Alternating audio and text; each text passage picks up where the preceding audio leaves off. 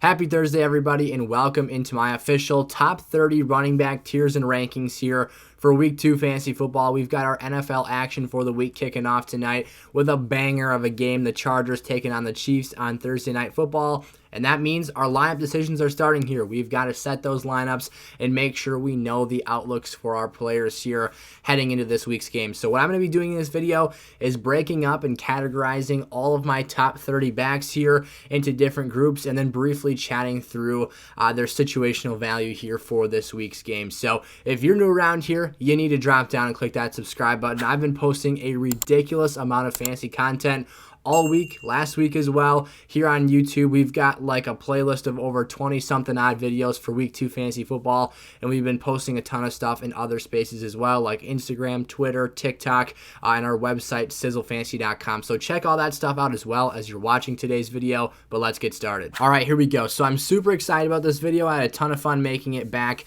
in Week 1, but for those of you that didn't see that episode, I'm going to very briefly cover the tiers and exactly what my expectations are for these players. So your elite running backs, those are going to be the best of the best guys, the guys that you really want to have in those lineups. Strong running backs aren't nearly as good as those elite players, obviously, but I still firmly believe our top 12 plays. Bubble running backs, we renamed it from the fringe position group last week. These are going to be guys that are going to kind of hover on the border of being a top 12 play, but could also sink down into that RB2 range from 13 to 24.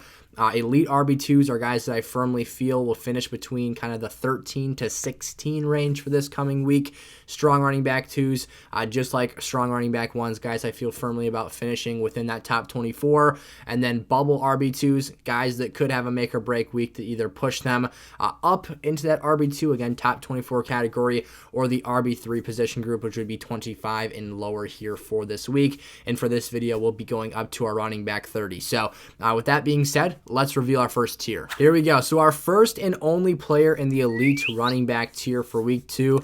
It's a lot smaller than it was in Week 1. I knew this was going to be the case when everyone was healthy last week. When on paper, all of the outlooks seemed fantastic here, we had a much bigger elite running back 1 category. But this week we had some drop-off. We had some rather disappointing play from some other big names like Derrick Henry and Christian McCaffrey. And that leaves just Jonathan Taylor at the top here. JT had a 76% snap share in Week 1. Despite all offseason, we've been hearing about how Nyheim Hines is going to be more involved, how Frank Reich doesn't want to rush the football nearly as much with JT this year as he did last. He had 35 touches. He had 7 targets. He had 175 total yards. He literally seemingly got better. Now, is this sustainable production throughout the season?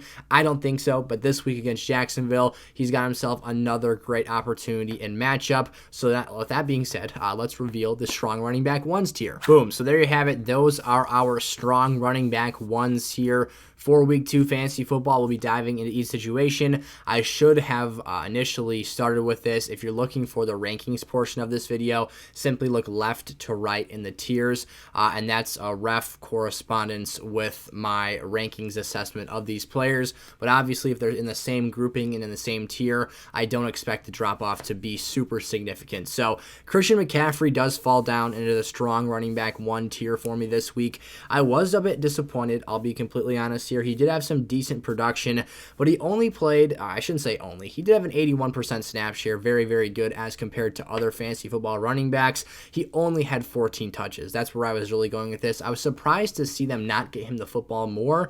Part of me wonders if that was a game script thing. Part of me wonders if that was the coaching staff not wanting to put so much work on his plate. Whatever the case might be, he wasn't very efficient either. He only averaged 3.3 yards per carry, but he did find the end zone. So he was still used fairly dynamically, but again, less than 15 total touches is not something we're accustomed to seeing from McCaffrey, and that's why he slides down here, having 21 fewer touches than Jonathan Taylor had in Week 1. Derrick Henry as well, his snap share was actually down a little bit from what we're accustomed to seeing at 68% here in Week 1. He did have 21 carries though, so the opportunity share was 1,000% there at 82 rushing yards on that contest. He did only have 1 target in the passing game, so kind of reverting back to 2020 Derrick Henry in before. In 2021, we did see him get involved a little bit more in the passing game, but not something that was a factor here in a narrow Tennessee defeat here in week 1. So for me, what I'm looking for from Derrick Henry is more efficiency, of course. It is a bit tough for them right now. Their offense isn't super deep. They're looking for some more depth, but this Buffalo Bills team was a unit. They got absolutely smoked by Derrick Henry a season ago. So if we see anything similar to that, the last time we saw Derrick Henry on the football field, he completely dominated the game and ultimately led Tennessee to an upset victory over Buffalo early last season. Dalvin Cook next up here. Dalvin had a 77% snap share. I really liked what I saw from the Vikings this past week. They are playing a tough Eagles front seven this week, though. I do respect their defense as a whole, especially that secondary, but they've got some good players on the defensive line as well. I expect Dalvin Cook to do good things. I expect efficient things from Dalvin Cook here. And of course, whenever he's healthy, he's a very reliable and dependable back. Eckler, this is a player here that is really interesting to look at here after week 1. Just a 49% snap share, so less than half the time he was out there on the field last week. And he really didn't produce great numbers either. He had 18 touches and averaged just 2.5 yards per carry in a victory over the Las Vegas Raiders. He plays tonight on Thursday Night Football, so keep an eye out for that, of course. I'm interested in primetime to see even more details of his usage, his snap share. We want to see him out there on the football field more. It was a bit puzzling to me why he was out there less than 50% of the time. Obviously, we're hoping for that to increase here as we move throughout the season. Saquon Barkley definitely asserted himself into a higher category here. He is actually the RB1 right now in fantasy, but due to consistency and dependability reasons, I am going to keep him down here in the strong RB1 tier. He went completely nuts last week, though. Had over 160 yards rushing, was super efficient, had 9.11 yards per carry, blew the brakes off of the Tennessee Titans defense. And of course, I was super excited about it. I hope they can continue to see more of that throughout this season.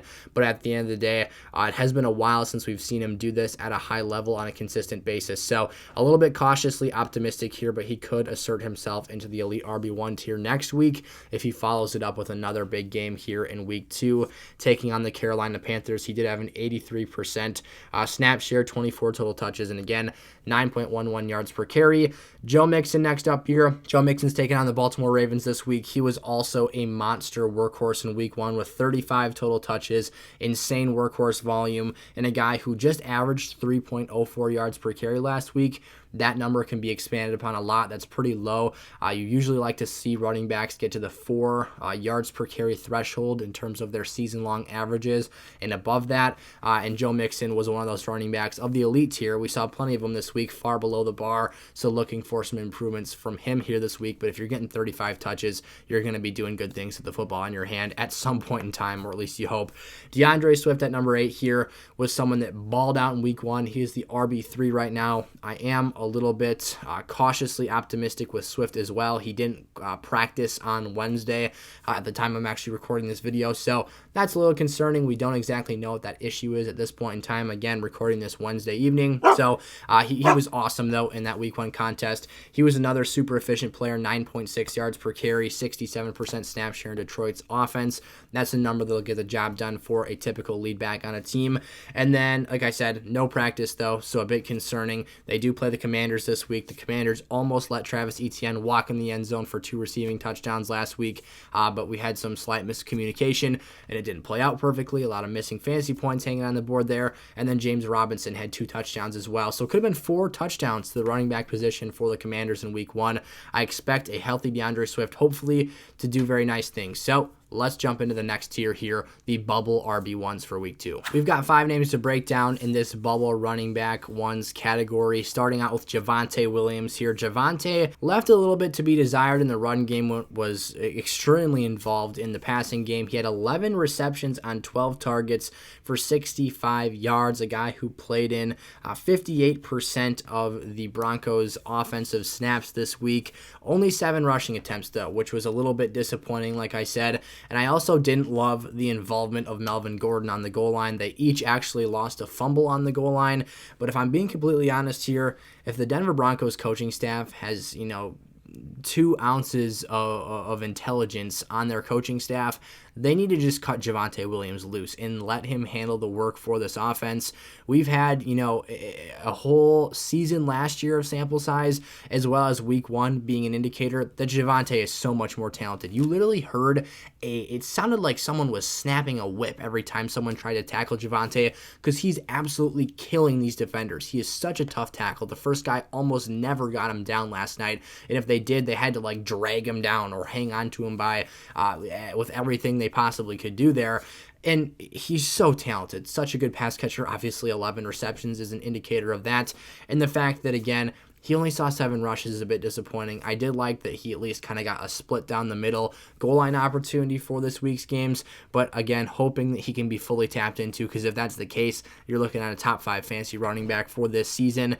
Next up here, we've got Nick Chubb. Nick Chubb was actually outscored this past week by Kareem Hunt. However, Nick Chubb was the guy handling the majority of the work on the ground. 22 rushing attempts, a $141 on the ground, which is pretty nuts, and 6.41 yards per carry. Great efficiency there. He's one of the best pure rushers in the National Football League, but he did get skunked.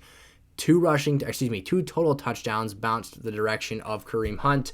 A fat goose egg for Nick Chubb here, which obviously leaves some ceiling value to be toyed with, but obviously that is a concern. You're worried about the goal line vulturing from Kareem Hunt, who caught 1 touchdown pass and had the other as a goal line carry. You hope he gets some opportunities on the goal line here in week 2 if you're a Nick Chubb owner, but for that reason, and obviously having the receiving involvement bounce Kareem Hunt's way as well, you always got to keep Chubb on the bubble, because his upside is clearly limited without that receiving factored in. Just as a fantasy asset, he can only fly so high without those rushing touchdowns, and like I said, not someone super factored in the receiving game, and that was of course evident with Kareem Hunt out there last weekend.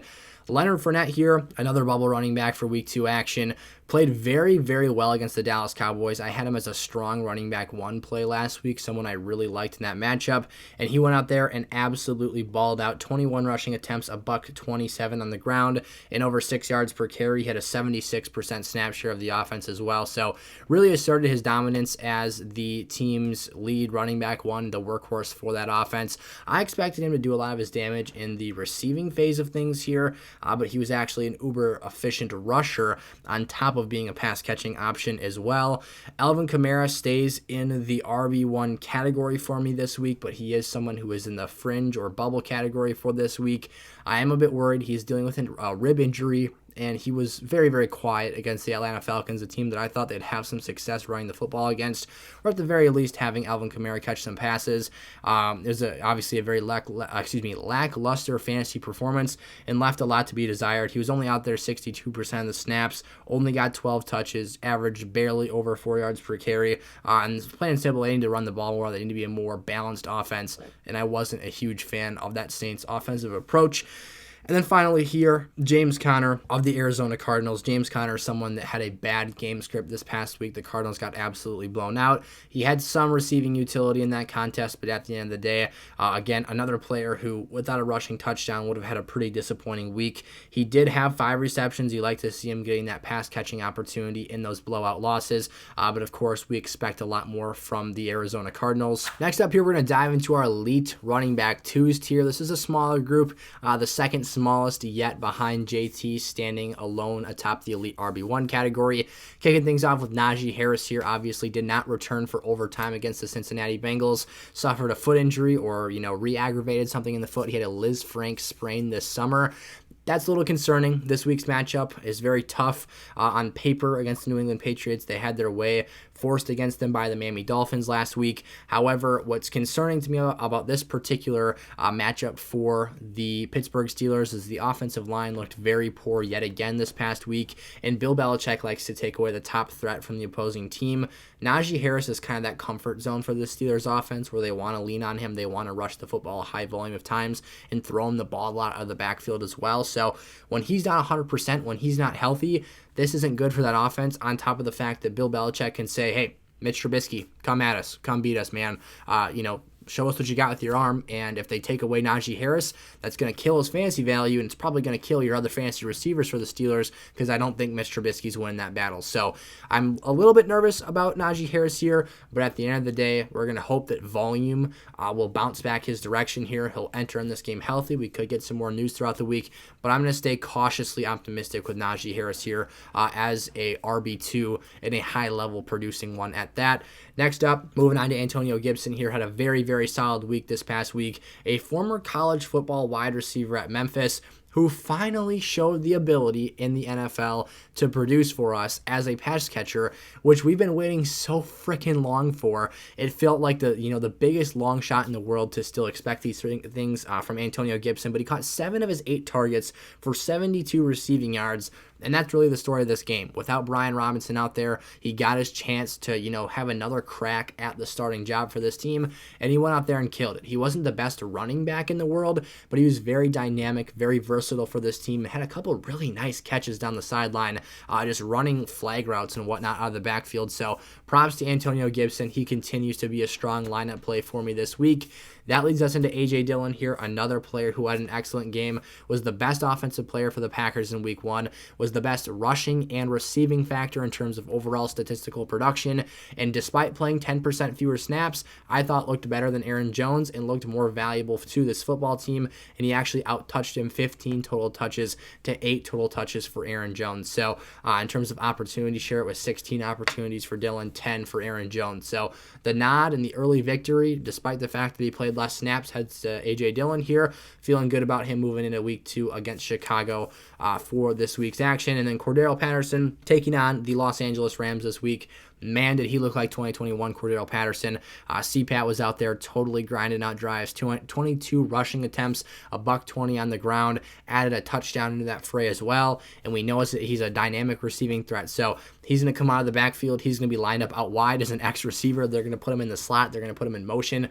They do a whole lot of stuff with him. He's a really interesting asset. We kind of thought that, he might kind of get kicked back a little bit behind other players in this backfield, but Tyler Algier was a healthy scratch, a guy that didn't suit up for last week's game. So it looks like this backfield is CPAT's to lose. He is a bit older. It's a tougher matchup. Hopefully they don't get, the doors blown off of them by the Rams this week in a bounce-back contest. But I'm loving what I'm seeing from Cordero Patterson, and I'm feeling confident about him in this week's matchup against LA's defensive front, which the Bills had success running against without a true workhorse running back. Next up here, we just revealed the strong running back 2s tier, capped off with Aaron Jones here, or getting kicked off rather, with Aaron Jones of the Green Bay Packers. Like I noted with A.J. Dillon, he outsnapped him, had 10% more snaps and opportunities than Dillon did, or not opportunities, 10% more amount of playing time, if you will. 61% snaps headed Jones's direction, 51% to A.J. Dillon. But like I said, the actual opportunities to touch the football headed A.J. Dillon's way. So a bit concerning. I do think Aaron Jones is incredibly versatile. You can line him up in the slot. You can put him out wide. You can run routes with him as if he's a pseudo wide receiver option.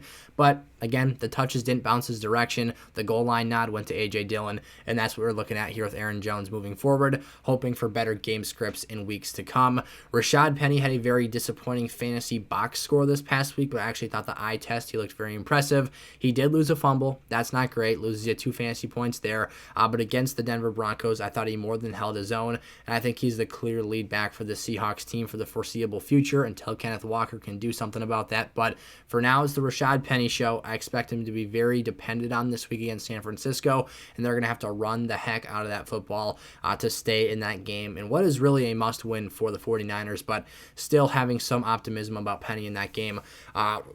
Moving on here, we've got Kareem Hunt for the Cleveland Browns, someone that I love this week, have him as a must-start player. I actually can make the argument to move him ahead of Rashad Penny in the rankings.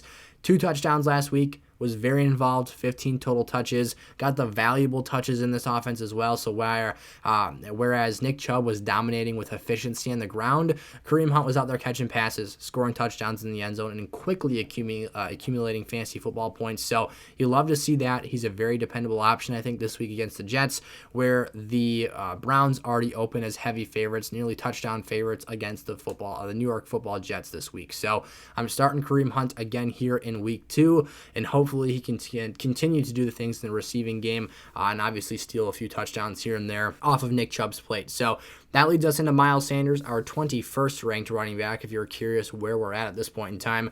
Taking on the Vikes this week, he had a 52% snap share in week 1, 13 rushes, 96 yards on the ground, averaged over 7.3 yards per carry. That is elite levels of efficiency in case you weren't aware.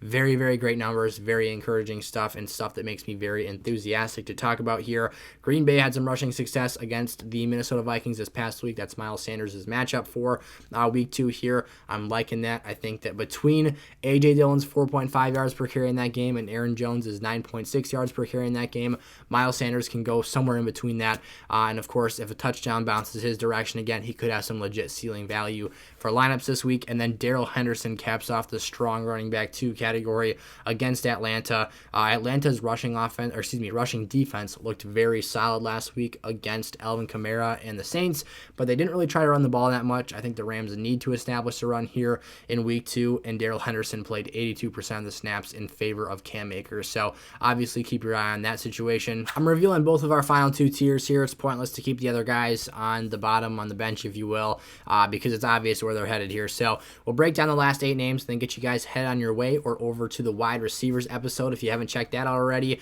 David Montgomery is the starter here of my bubble running back 2s list for this week. These are players that have some opportunity to find production this week, but also have some pretty significant risk for busting, of course, as well. David Montgomery starts off the list again, as I said, only a 66% snap share this week. Now, that is a number I said was very good earlier, but what we're accustomed to seeing from Montgomery is being a total and pure workhorse for this Bears team, and you're seeing Khalil Herbert take some more of that opportunity away. So less opportunities, less time on the football field for Montgomery is obviously not a positive, and is showing some regression from the previous 2 seasons. Of course, he also had a very, very tough game in week 1 in a monsoon against the 49ers.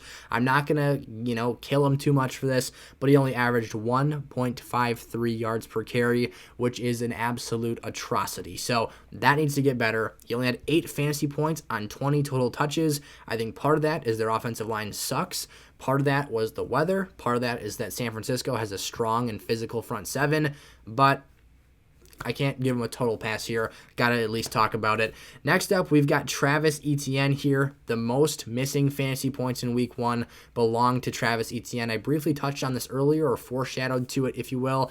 Etienne dropped a 5-yard walking touchdown pass, and Trevor Lawrence missed him wide open in the end zone for another. So 15 total points. You accumulate the reception value and the yardage into that. It would have been 15 more fantasy points added on into his situation. I had him as a must-start player last week. He had 8 points at the end of the day. You'd be talking about 23, 24 plus, depending on your PPR scoring format, if he cashed in those 2 opportunities. So frustrating stuff.